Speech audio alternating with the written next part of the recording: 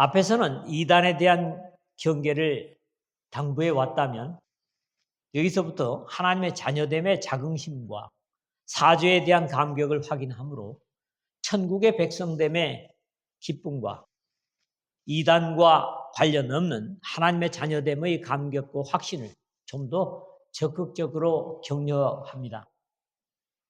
또 이러한 하나님의 자녀됨의 확신이 죄를 범치 않게 하고 생명이 풍성한 삶이 될 것을 일깨워주는 말씀입니다. 자신이 하나님의 자녀됨의 감격을 가지고 있는 한 다른 것들에 견눈질할 이유가 없고 우리 주님처럼 아버지를 적극적으로 닮으려 할 것이고 그 아버지의 뜻을 이행하고자 더욱 애쓰게 될 것입니다. 하나님의 백성들은 자신이 하나님의 자녀된 감격이 크면 클수록 다른 어떤 사항이 범람해도 그런 것에 마음을 쓸 이유가 없기 때문에 이단에 대한 대항에 대해서도 신경을 쓸 이유가 없다는 데서 천국 백성의 행복은 수시로 확인되어줘야 하고 범죄의 유혹도 피해갈 수 있을 것이지만 신앙이 오래되고 무감각해지면 구속의 감격조차도 희미해지는 데서 먼저 된 자가 나중된다는 주님의 경계를 생각하지 않을 수 없습니다. 범죄치 않으려고 회피하는 소극적인 자세보다는 천국과 영원에 가진 자긍심으로 스쳐 지나가는 이 육신의 삶에 별 가치를 두지 않는 적극적인 천국 백성으로 삶이 당연히 범죄의 유혹에도 노출되지 않는 자신만만한 삶을 살게 될 것은 당연한 이치입니다. 우리 주 예수 그리스도는 무죄하신 분이시기 때문에 인류를 위한 희생제물의 역할을 감당하셨고 우리 또한 거룩하신 하나님과 그의 아들 예수 그리스도 안에 거하는 삶으로 범죄치 않는 구별된 삶을 살 수 있을 겁니다. 이런 입장에서도 하늘로부터 거듭남의 자긍심이 얼마나 큰 삶의 변화를 주는가를 이해할 수 있습니다. 오늘은 주로 하나님의 사랑받는 자로서의 자긍심을 확인하는 쪽으로 비중을 생각할까 합니다. 특별한 결론을 오늘도 드리지 않겠습니다. 먼저는 1절, 2절 말씀입니다. 하나님의 자녀된 감격, 이 말씀을 한 절반 정도에서 생각하려고 합니다. 죄로 인해서 자격이 없었던 우리가 이 우주의 창조자시요 사죄의 구세주이신 하나님의 자녀가 된 자긍심은 어떤 말이나 감격으로도 완벽한 표현이 불가능할 것입니다. 1세기에는 물론이지만 이 21세기에도 여기에 대한 자긍심이 우리로 하여금 하나님의 자녀로서의 긍지를 가지게 하고 모든 영적인 삶에 적극성을 가지게 하는데 사람들은 한 번의 범죄로 이런 자긍심을 잃어버리는 예가 들어있는 것 같습니다. 오히려 이단에 속한 사람들이 이런 잘못됨에 있어서도 잘못된 자긍심이 큰 것은 안타까운 일입니다. 보라, 아버지께서 어떠한 사랑을 우리에게 베푸사 하나님의 자녀라 일컬음을 받게 하셨는가? 우리가 그러하도다. 그러므로 세상이 우리를 알지 못함은 그를 알지 못함이라 했는데 사람으로서는 감히 헤아릴 수 없는 이 감격을 믿음의 백성들이라면 절대로 잃어버리면 안 되고 언제나 무엇보다도 실망하고 낙담할 때마다 확인할 필요가 있습니다. 복음성가 중에 괴로울 때 주님의 얼굴 보라, 평화의 주님 바라보아라, 세상에서 시달린 친구들아 위로의 주님 바라보아라, 눈을 들어 주를 보라, 네 모든 염려를 주께 맡겨라, 슬플 때에 주님의 얼굴 보라, 사랑의 주님 안식 주리라 하는 찬송이 바로 이런 것입니다. 요한 사도는 서두에서부터 태초부터 있는 생명의 말씀에 관하여는 우리가 들은 바요 눈으로 본 바요 자세히 보고 우리의 손으로 만진 바라고 1장 1절에 자긍심을 전했던 것처럼 어떤 위기에서나 절망에서도 하나님의 사람으로 내가 하나님의 자녀된 사랑을 확인한다면 우리를 충분히 믿음에 든든히 세울 수 있을 것입니다. 아버지께서 어떠한 사랑을 우리에게 베푸사 1절 첫 부분인데 하나님께서 나를 사랑하신 또 우리를 사랑하신 그 사랑은 이 세상의 원리로는 도저히 헤아릴 수 없는 것입니다. 바울은 여기에 대한 사랑을 의인을 위하여 죽는 자가 쉽지 않고 선인을 위하여 용감히 죽는 자가 혹 있거니와 우리가 아직 죄인 되었을 때에 그리스도께서 우리를 위하여 죽으심으로 하나님께서 우리에 대한 자기의 사랑을 확증하셨느니라. 로마서 5장 7절 8절에 세상에 어디에서도 찾을 수 없는 사랑을 증거하고 있습니다. 특히 과거 구약시대의 종이 아니라 하나님의 자녀라 일컬음을 받게 하셨는가 우리가 그러하도다 한 것처럼 요한은 하나님의 자녀라는 표현을 즐겨 사용하고 있습니다. 이 표현이 바울에게 있어서는 마치 아들로 표현되는 것과 비교할 수 있는데 너희는 다시 무서워하는 종의 영을 받지 아니하고 양자의 영을 받았으므로 우리가 아빠 아버지라고 부르짖느니라. 로마서 8장 15절에 말씀하고 또 그러므로 너가 이후로는 종이 아니요 아들이니 아들이면 하나님으로 말미암아 유업을 받을 자니라. 갈라디아서 4장 7절의 기록에서 확인할 수 있는 내용들입니다. 그럼에도 자녀나 아들이 의미하는 바도 중요하다고 하겠습니다. 자녀는 그 집안에서 태어났기 때문에 본성적이라면 아들은 법적인 관계로서의 권리를 의미하고 또 자녀는 중생함으로 즉 위로부터 거듭남으로 하나님의 자녀가 되는 것을 의미하고 아들은 믿음으로 양자가 되어서 아버지의 유업을 상속할 수 있는 권한을 갖는 데서 각각 중요한 의미를 갖는 표현들입니다. 특히 1세기 때의 로마 법을 기준한 이해에서 이러한 하나님의 자녀로 또는 아들로서의 바른 이해는 대단히 중요하다고 하겠습니다. 하나님의 자녀라 일컬음을 받게 하셨는가 했는데 단순한 이 한마디에는 하나님의 엄청난 아픔과 희생에 들어있다는 데서 그 사실을 바로 알기만 한다면 감격하지 않을 강심장은 없을 겁니다. 이를 위해서 하나님 아버지께서는 독생자를 십자가에 찢어 죽이는 참담함을 겪으셔야 했고 독생자 예수 그리스도는 세상에서 가장 잔인한 고통과 수치를 맛보아야만 했기 때문에 어떠한 사랑을 우리에게 베푸사라는 감격을 고백할 수밖에 없습니다. 특히 여기 어떠한이라는 말을 이것은 말할 수 없는 감격의 표현입니다. 사용된 한 곳을 참고하면 주님께서 배에 곤물에 주무시다가 제자들이 풍랑이 일어서 우리가 다 죽게 되었다고 하는 그런 보고를 듣고 그 풍랑을 잠잠하라 해서 잠잠한 것을 제자들이 보면서 그 사람들이 놀랍게 여기 이르되 이가 어떠한 사람이기에 바람과 바다도 순종하는가 하더라 하는 마태복음 8장 27절에서 볼 수 있습니다. 세상에서는 있을 수 없는 사랑을 베푸심에 대한 감격이 바로 어떠한 사랑이라는 거죠. 우리가 항상 이렇게 요한 사도와 같은 하나님 사랑에 감격하는 삶을 산다면 절대로 실족할 일은 없을 겁니다. 오늘부터 우리가 입에 달고 살아야 할 표현이 보라, 하나님께서 어떠한 사랑을 나에게 베푸셔서 하나님의 자녀라 일컬음을 받게 하셨는가 라고 항상 되돌아보는 여러분이 됐으면 좋겠습니다. 물론 이것은 세상의 이치로는 도저히 이해가 불가능하기 때문에 그러므로 세상이 우리를 알지 못함은 그를 알지 못함이라고 1절 하반절에 당연한 결과를 보는 겁니다. 사랑하는 자들아 우리가 지금은 하나님의 자녀라. 장래에 어떻게 될지는 아직 나타나지 아니하였으나 그가 나타나시면 우리가 그와 같을 줄을 아는 것은 그의 참모습 그대로 볼 것이기 때문이니 하는 2절의 말씀도 대단히 큰 감격을 줍니다. 이러한 엄청난 사실이 아직은 실감이 덜 나더라도 우리 주 예수 그리스도께서 이 역사 속에 다시 오셔서 우리를 영원한 영광으로 데리고 가실 때 더욱 실감케 될 것을 확인하는 표현으로 바로 앞에 1절의 말씀의 확인입니다. 사랑하는 자들아.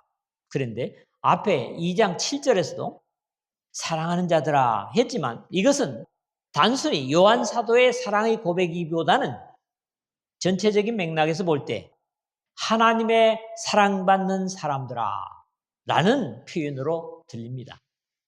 이 또한 우리 믿음의 사람들의 확인에 대한 의미로 받아들이게 됩니다. 절망의 자리에서나 범죄의 가능성의 자리에서도 스스로 우리는 이렇게 사랑받는 사람아 스스로에게 확인은 그런 곳에서 빠져나올 수 있는 충분한 근거가 되고도 남을 겁니다. 여러분들이 한번 시도해 보시길 바랍니다. 우리가 지금은 하나님의 자녀라 장래에 어떻게 될지는 아직 나타나지 아니하였으나 2절 중간인데 하나님의 자녀로서의 현재와 미래가 걸려있는 내용입니다. 우리는 예수 그리스도의 구속을 믿고 순종함으로 이미 하나님의 자녀가 되어 있지만은 장래 역시 현재에 의해서 하나님의 자녀의 권한은 계속될 것이고 이런 입장에서도 지금의 든든한 믿음은 장래를 보장하고도 남습니다. 우리가 어떤 형편과 처지에 있든지 하나님의 자녀라는 사실은 중요하고 그럼에도 여전히 육체를 가지고 있는 입장에서는 죄의 유혹에 노출되고 있고 죄의 종로를 할 위험성도 주님께서 이 땅에 다시 오시기까지는 여전히 가능성을 가지고 있다는 입장에서도 우리가 지금은 하나님의 자녀라 하는 자긍심은 항상 잃지 않아야 할 귀중한 것입니다. 이런 부정적인 가능성 때문에도 장래에 어떻게 될지는 아직 나타나지 아니하였으나 라는 미지의 가정을 할 수 있지만 중요한 것은 여전히 우리가 지금은 하나님의 자녀라는 확신을 한시도 잊어서는 안 될 것입니다. 그럴 때 그가 나타나시면 우리가 그와 같을 줄을 아는 것은 2절 중간 뒷부분인데 약속을 누릴 수 있을 겁니다. 이 죄투성이의 연약한 육체에 거하지만 주께서 호령과 천사장의 소리와 하나님의 나팔 소리로 친히 하늘로부터 강림하시리니 데살로니가전서 4장 16절에 라는 순간에 우리의 몸과 영이 모두 그와 같을 줄을 아는 것이 중요합니다. 우리의 초라하고 연약한 이 육체가 예수님의 몸과 마음과 영혼과 같아진다는 겁니다. 이 표현이 사실 우리에게 너무 지나치기도 합니다. 연약하기 이를 데 없는 사람이 우리 주 예수 그리스도와 같이 된다는 사실이 믿을 수 없는 일이지만 우리가 지금은 하나님의 자녀라는 확신만 가지고 산다면 이 약속 또한 불가능한 언약이 아닌 것은 이런 일이 사람의 힘이나 세상의 조건에 의해서 이루어지는 것이 아니라 하나님께서 약속하시고 이루실 것이기 때문에 그렇습니다. 그의 참모습 그대로 볼 것이기 때문이니 2절 뒷부분인데 우리가 믿음을 지키며 순종하며 산다고 해도 우리 주님의 영광스러운 모습은 아직 뵌 적이 없는 것이 사실이지만 그때에 비로소 예수도의 영광스러운 모습을 그야말로 그대로 대하게 될 것이라는 확인입니다. 그러므로 이렇게 미래 그리고 미지의 영광의 약속조차도 오늘 나의 모습에 의해서 좌우된다는 사실이 오늘 우리가 어떻게 살아야 할 것인가에 도전을 줍니다. 하나님의 사랑받는 모습을 그대로 지켜간다면 미래의 영광도 막연한 이야기가 아니라 사실이 될 것임을 알고 지금 이 순간을 믿음으로 살아내는 여러분 모두 되시기를 주님의 이름으로 축복합니다.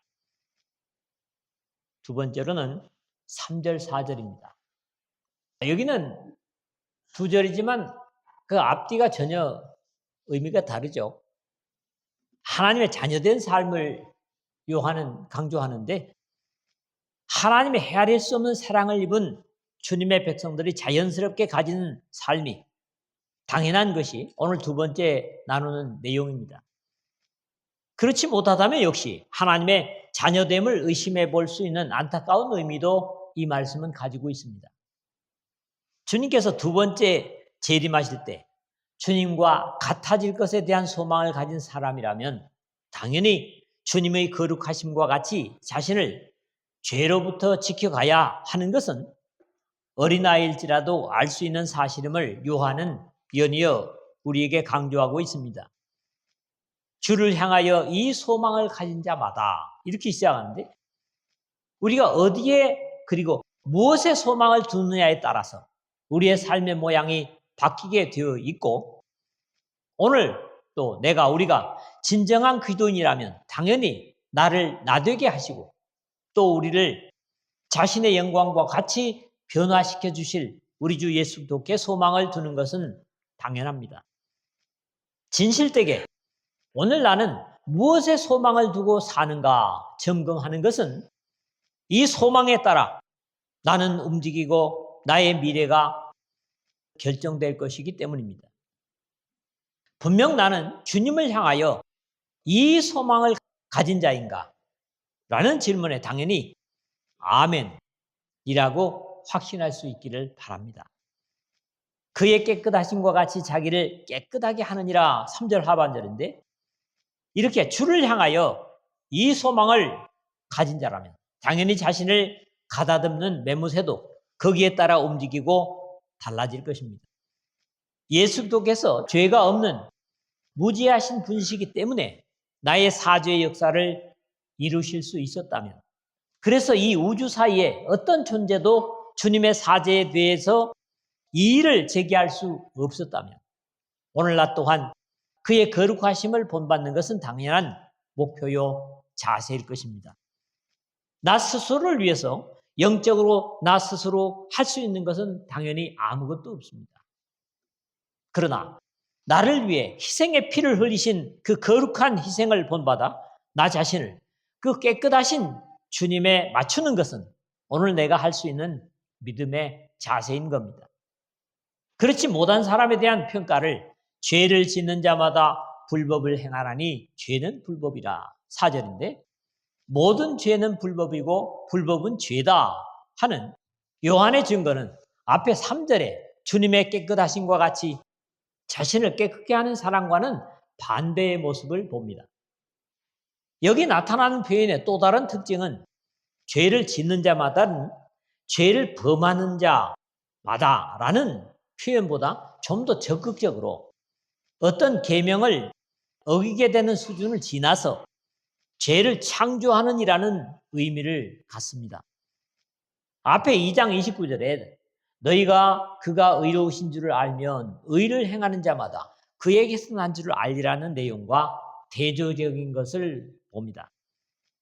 물론 이것도 당시에 어떤 지식적 수준에 이르면 죄와는 상관이 없어진다는 영지주의자들의 이론을 마음에 두고 하는 말입니다. 이 3장에서는 범죄하지 않은 이유를 두 곳에 기록하고 있죠. 6절 상반절에 그 안에 거하는 자마다 범죄하지 아니하나니 했다면, 9절 하반절에는 그도 범죄하지 못하는 것은 하나님께로부터 났음이니라. 이 두 군데 말씀 어떻습니까? 거처와 출처가 중요함을 말하는 것은 결국 사람의 노력이 범죄치 않을 이유가 되지 못함을 증거합니다. 죄를 짓는 것은 불법을 행하는 것이라는 도식과 함께 죄는 불법이라고 증거해서 모세를 통한 율법을 지키지 않는 것, 즉 율법으로 죄를 알게 되었다는 로마서 7장 7절이나 12절, 불법이라는 바울 사도의 논지와 함께 요한은 하나님의 뜻과 하나님의 말씀에 대해 거역하는, 즉 하나님을 배반하려는 사람의 본성적인 불법이 죄라고 선언하고 있는 겁니다. 참된 하나님의 자녀된 삶이란 우리를 거룩한 존재로 구별하신 예수 그리스도의 거룩하고 깨끗하심 같이 자신을 그러한 주님의 모습에 합당하도록 정결하게 보존하려는 깨끗함으로 살려는 자세로 하나님의 뜻을 거역하려는 성품을 갖지 않는 것입니다. 하나님께서 깨끗하시게 하심과 같이 우리가 또한 그 하나님의 의지에 우리 자신을 기꺼이 드리는 겁니다. 세 번째 마지막으로는 5절 6절입니다. 자, 여기서도 요한의 어때 보면 그의 편지의 중심이 되는 주님 안에 거한다고 하는 것이 어떤 것인가 하는 걸 말씀하고 있습니다. 하나님의 백성이 범죄하지 않는 근거는 예수 그리스도의 속죄이고 주께서 모든 인류의 속죄를 감당할 수 있었던 것은 바로 주님의 무죄하심 때문이었습니다. 이러한 주님을 향한 세례자 요한의 선언이 바로 보라, 세상 죄를 지고 가는 하나님의 어린 양이로다. 요한복음 1장 29절 하반절에 한 것입니다. 예수 그리스도 안에 거하는 사람은 죄를 범하지만 범죄를 일상으로 사는 사람은 사실에 있어서는 주님을 만나본 경험도 없을 뿐만 아니라 그를 알지도 못하는 사람이라고 요한은 증거합니다. 그가 우리 죄를 없애려고 나신 것을 너희가 아나니 그에게는 죄가 없느니라. 5절인데 영원한 영광 속에 계시던 하나님이 왜 이 죄악되고 어두운 죽음의 골짜기와 같은 세상에 오시게 되었는가를 증거하는 중요한 확인입니다. 주님께서는 육신으로 이 세상에 나타나신 목적은 단 하나밖에 없었습니다. 바로 죄를 없애려고 오셨습니다. 히브리서 기자나 베드로 사도도 이를 분명히 하고 있습니다. 이와 같이 그리스도도 많은 사람의 죄를 담당하려고 단번에 들으신 바 되셨고 히브리서 9장 28절 상반절이고요. 친히 나무에 달려 그 몸으로 우리 죄를 담당하셨으니 이는 우리로 죄에 대하여 죽고 의에 대하여 살게 하려 하심이라. 그가 채찍에 맞음으로 너희는 나음을 얻었나니. 베드로전서 2장 24절입니다. 나타나신 것을 너희가 아나니 5절 중간인데 이것은 어쩌면 영원의 세상에서 보이는 역사 속에 오신 예수 그리스도의 나타나심의 역사적인 사실을 증거하는 것입니다. 비록 영지주의자들로부터 유혹을 당하고 있기는 하지만 지금 이 요한의 편지를 받고 있는 수신자들 모두가 인정할 수밖에 없는 사실을 증거하고 있는 겁니다. 그럼에도 이 역사 속에 나타난 모든 인류는 죄를 범할 수밖에 없는 존재들인 것에 반해서 우리 주 예수 그리스도는 죄가 없으시다는 것으로 요한은 단호하게 그에게는 죄가 없느니라 증거하고 있습니다. 바울의 표현을 빌리면 하나님이 죄를 알지도 못하신 이를 우리를 대신하여 죄로 삼으신 것은 우리로 하여금 그 안에서 하나님의 의가 되게 하려 하심이라. 고린도후서 5장 21절의 고백과 같습니다. 히브리서도 우리에게 있는 대제사장은 우리의 연약함을 동정하지 못하실 리가 아니요 모든 일에 우리와 똑같이 시험을 받으신 이로되 죄는 없으시니라. 히브리서 4장 15절에 같은 증거를 주고 있습니다. 구약의 율법에서조차 한 사람의 속죄를 위한 하나님께 드릴 제물은 짐승 중에도 양이 됐든지 소가 됐든지 염소가 됐든지 언제나 앞에 흠 없는 이라는 수식어가 따라다닙니다. 레위기서 1장 3절이나 1장 10절, 3장 6절 그리고 수없이 이 제사법전이라고 하는 레위기에는 이런 흠 없는 이라는 표현이 붙어 다닙니다.